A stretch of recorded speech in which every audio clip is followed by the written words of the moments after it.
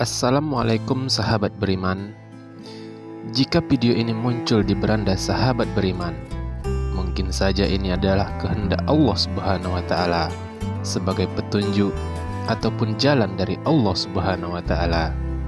Setidaknya sempatkanlah untuk menuliskan sholawat kepada Rasulullah Sallallahu Alaihi Wasallam di kolom komentar, atau hanya sekedar mengucap syukur atas nikmat yang telah Allah berikan.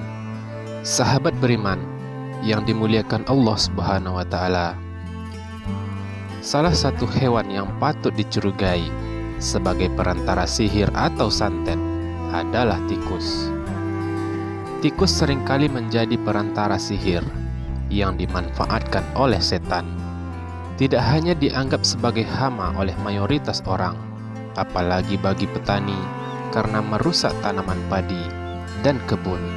Tikus juga diidentifikasi sebagai salah satu binatang perantara sihir. Hewan apakah selanjutnya? Apakah ini hanya mitos atau fakta? Mari kita bahas.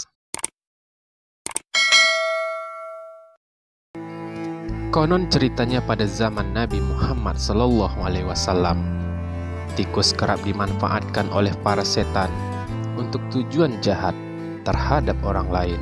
Tikus dijadikan perantara untuk menjatuhkan lampu dan menyebabkan kebakaran di rumah kaum muslimin.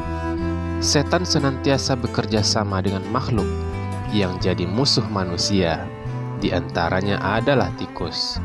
Setan akan menarik tikus agar menjatuhkan lampu hingga membakar rumah kaum muslimin pada saat itu. Selain tikus, ada beberapa binatang lain yang juga perlu diwaspadai keberadaannya di dalam rumah, yang bisa jadi perantara sihir. Hewan yang kedua adalah cicak. Hewan yang mirip kadal ini dianggap sebagai sahabat setan dan sering digunakan sebagai tentara untuk memasukkan sihir ke dalam rumah. Cicak adalah sahabat setan dan jadi tentara para setan untuk memasukkan sihir ke dalam rumah-rumah kaum muslimin. Dalam Islam, membunuh cicak dipercaya akan mendapatkan pahala karena cicak termasuk hewan fasik dan pembawa penyakit. Pahala yang didapat berbeda-beda tergantung jumlah pukulan yang dilakukan. Dalam riwayat Muslim disebutkan bahwa Rasulullah Sallallahu Alaihi Wasallam memerintahkan untuk membunuh cicak dan bersabda, "Barang siapa yang membunuh cicak sekali pukul, maka dituliskan baginya pahala 100 kebaikan." Sementara dalam riwayat lain disebutkan bahwa jika memukul cicak 2 kali, maka pahalanya lebih sedikit dari yang pertama. Dan jika memukulnya 3 kali, maka pahalanya lebih sedikit dari yang kedua. Tentunya sebagai umat muslim, cerita tentang cicak yang ikut meniup-niupkan api saat Nabi Ibrahim alaihissalam dibakar oleh Raja Namrud diriwayatkan dari Saibah Maulah atau bekas budak Al-Faqih bin Al-Mughirah bahwa dirinya menemui Aisyah radhiyallahu anhu dan melihat ada tombak tergeletak di rumahnya. Ia pun bertanya pada Aisyah, "Wahai Ummul Mukminin, apa yang engkau lakukan dengan tombak ini?" Aisyah kemudian menjawab, "Kami menggunakannya untuk membunuh cicak, karena Rasulullah Sallallahu Alaihi Wasallam memberitahu kami bahwa tatkala Ibrahim dilemparkan ke dalam api, semua binatang di atas bumi berusaha memadamkan kobaran api kecuali cicak. Ia justru meniup-niupkan apinya supaya berkobar semakin besar.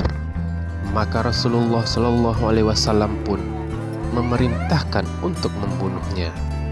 Hadis riwayat Ibnu Majah. Ibnu Hibban dalam sahihnya Syekh Syuaib menyatakan bahwa sanadnya sahih. Kemudian hewan yang ketiga adalah kaki seribu. Kaki seribu umumnya hidup di lingkungan yang lembab dan gelap, seperti di bawah dedaunan, batang pohon yang membusuk, atau dalam tanah. Kehadiran kaki seribu di dalam rumah seringkali menimbulkan berbagai mitos dan kepercayaan di masyarakat. Sebagian masyarakat percaya bahwa masuknya kaki seribu ke dalam rumah merupakan pertanda akan datangnya kesialan atau musibah bagi penghuni rumah. Ada kepercayaan bahwa kaki seribu yang masuk rumah merupakan jelmaan dari makhluk halus atau jin yang ingin mengganggu penghuni rumah.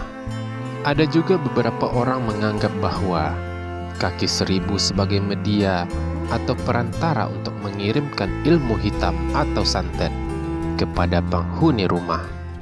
Oleh karena itu, Islam sangat menekankan pentingnya menjaga kebersihan, termasuk kebersihan rumah.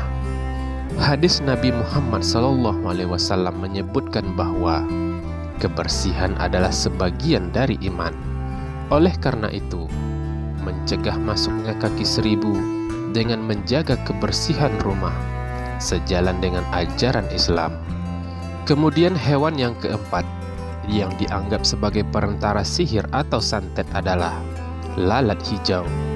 Selain menandakan bahwa tempat tersebut kotor dan jorok, tanpa disadari, lalat hijau juga termasuk hewan yang dianggap sebagai perantara sihir. Mengapa demikian? Lalat hijau ternyata membawa aura negatif, terutama bagi pedagang makanan. Oleh karena itu, perlu diwaspadai jika hewan satu ini masuk ke dalam rumah sahabat beriman, apalagi jika sampai hinggap pada makanan. Bukan hanya membawa penyakit, lalat hijau juga ternyata bisa menjadi pertanda kiriman dari seseorang yang ingin mencelakai sahabat beriman. Dari banyak mitos juga disebutkan lalat hijau adalah pembawa energi negatif untuk merubah energi positif suatu tempat yang dihinggapi serangga tersebut.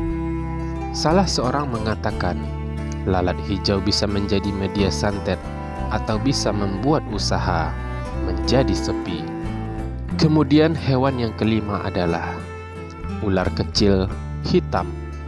Binatang melata satu ini juga merupakan perantara sihir yang sering ditunggangi oleh setan. Biasanya hewan ini akan muncul tiba-tiba di kamar mandi sahabat beriman. Bentuknya kecil, hitam, dan mengkilap.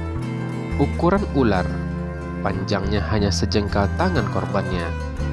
Waspada dan baca doa, lalu buang jauh-jauh. Sahabat beriman yang dimuliakan Allah Subhanahu wa Ta'ala, itulah 5 hewan yang dianggap sebagai perantara sihir atau santet. Marilah bersama-sama kita menjaga kebersihan lingkungan rumah kita ataupun tempat usaha kita agar terhindar dari 5 hewan tersebut. Wallahu alam. Wassalamualaikum warahmatullahi wabarakatuh.